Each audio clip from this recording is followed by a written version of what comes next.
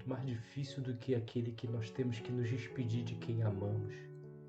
Durante a minha vida eu precisei viajar muito e eu experimentei por diversas vezes esse sabor amargo, o sabor da despedida. Foram experiências muito difíceis.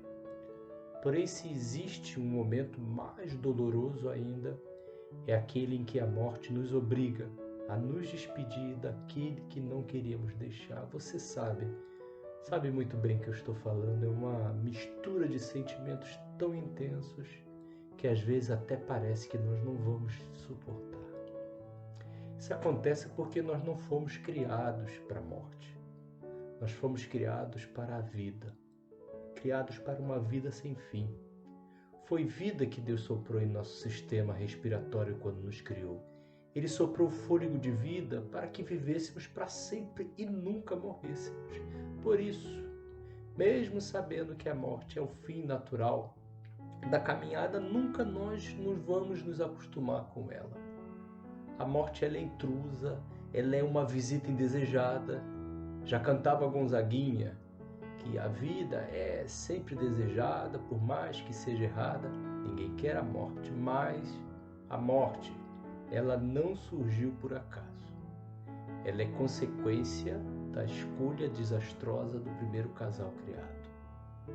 Mas também escolhas ruins que eu e você fazemos. A morte, ela é o salário do pecado. Mas eu tenho uma boa notícia para você hoje. A morte, ela é reversível, isso mesmo. Ela não precisa ser um caminho sem volta. No lugar da morte, que é o pagamento certo pelo pecado, Deus quer presentear você com vida, vida eterna. É o que Paulo vai nos revelar.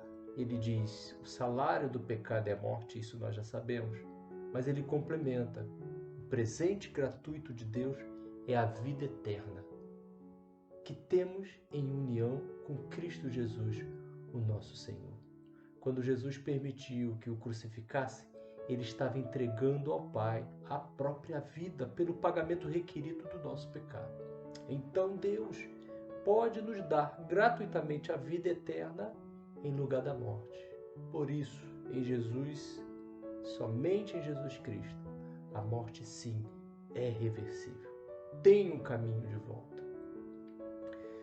Para que nós tenhamos certeza e que não haja dúvida de que isso vai acontecer, Jesus mesmo inaugurou esse caminho de volta. E é o próprio Paulo que revela de novo. Ele diz, mas a verdade é que Cristo foi ressuscitado. E isso é a garantia de que os que estão mortos também serão ressuscitados. Como isso vai acontecer, eu não me atrevo a tentar te explicar. Mas uma coisa eu sei, Ele é Deus.